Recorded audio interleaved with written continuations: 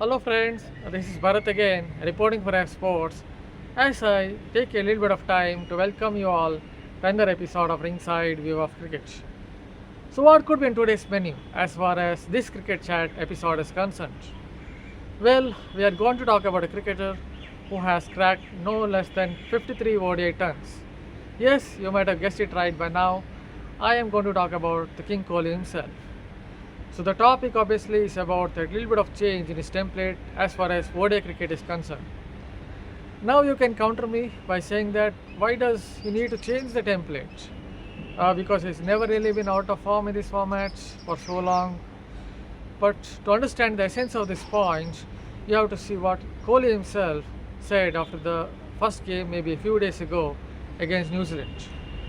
He talked about how he's trying to counter-attack a little more when he comes out to bat instead of trying to take his or instead of trying to get in or instead of trying to take his time or get his eye in at the start of his innings, especially if the situation is tricky.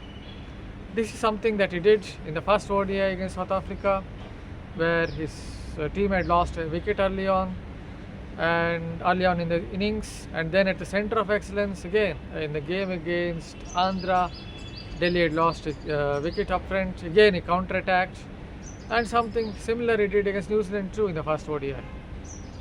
So to do this, obviously you need to have the confidence, you need to have the self-belief, and that we can see in his game. He's definitely picking the length early, not just against pace but against spin as well.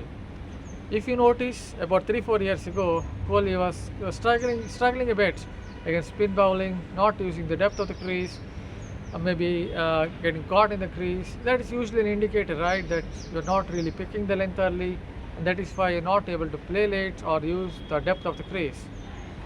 That is something that seems to have changed in the recent past. I go back to those two games at the center of excellence, where he was pitted against Saurav Kumar, a bowler of pedigree, and again used the depth of the crease, went back, right back, tried to play the cut stroke, came right forward, looked to play the drive. He was also looking to play the wristy drive in those two games.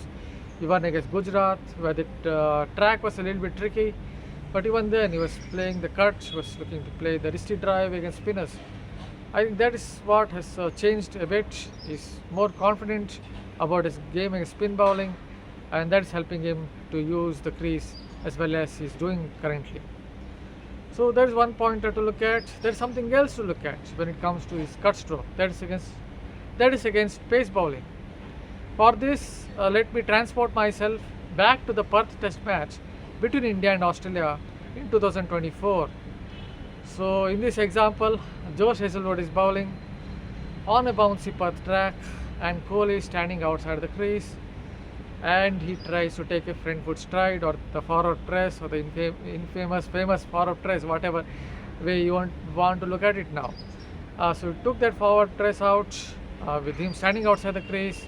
Hazlewood pitched it on a back of length, got extra bounce, and Kohli got into a tangle and he edged it to the slip cordon. Basically, on a pitch with so much bounce and against a 6 feet 5 inch bowler, hit the deck pace bowler who is known or renowned for getting that kind of awkward bounce or disconcerting bounce, he had taken that stride out and also was standing outside the crease. So now obviously it is a foregone conclusion that even if your name is King Kohli, you might get into some kind of problem, and that is what exactly happened. Now let us transport ourselves back to the India versus South Africa first ODI. Played in Ranchi last year, it's now 2026, played in last year. So here he was facing Corbin Bosch. Corbin Bosch also bowled it on a back of length, or maybe around, it was a short ball or a back of length. Gave a bit of width, provided a bit of width.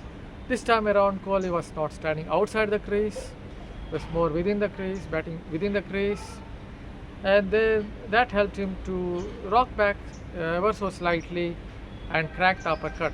Yes, as a purist, you might counter me by saying that he didn't really shift his weight as well as he should have done onto the back foot, but he did just enough to crack that uppercut, and it went all the way. He wouldn't have been able to, what can we say, execute the stroke if he was standing outside the crease, or if we had used that famous forward press of his. So that tells you that there's a small change in his game, in his technique. Yes, you can again counter me by saying that the conditions in Ranchi and the conditions in Perth are completely different. But even then, I would tell that there's a slight change in his game as far as facing the fast bowlers is concerned. I think that's helping him to explore more areas of the ground, exploring every nook and cranny of the ground. So these are the small changes that is made as far as his technique is concerned or as far as his game is concerned. So it's not just about a mindset switch. I think he's definitely worked on his pace game. He's definitely looked to use the depth of the crease more, maybe by practicing without the pads in the nets while facing the spinners. So these are the things he might have done. That's good to see. He's trying to evolve as a batter. Oh, the only sad part as a cricket aficionado for me is he's retired from Test cricket, because if he had made these slight changes to his Test game, it might have helped him to at least score a few more runs than what he did in the last 4 or 5 years of his Test career. But that is another matter. That is something that we can debate until the cows come home. So I will leave it there. I will leave it there as I come to the end of this show.